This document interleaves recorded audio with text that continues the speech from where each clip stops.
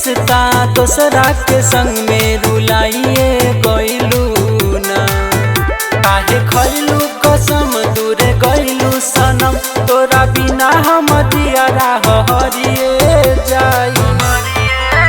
अरे देखिले हमर याद तोहरा के कबल ना आई। अरे ही लगन में माहुर खा के मर जाए। अरे देखिले हमर याद तोहरा के कबल ना आई। अरे ही लगन में माहुर खा के मर जाए।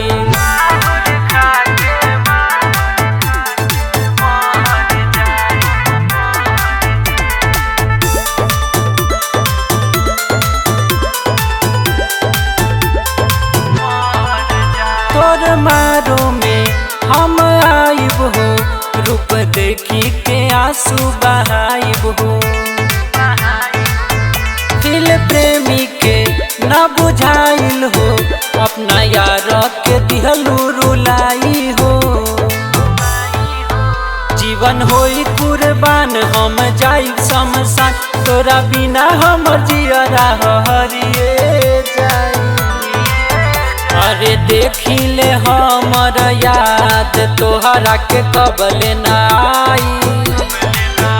अरे ही लगन में माहुर खा के मर जाए। अरे देखिले हमर याद तोहरा के कबल ना आई। अरे ही लगन में माहुर खा के मर जाए।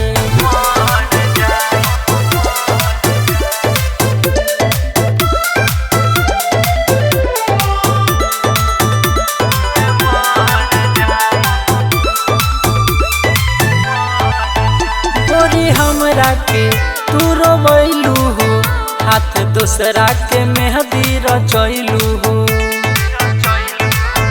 प्यार को के तू तरसैलू हो, रजनीशवा के काहे रोवैलू हो।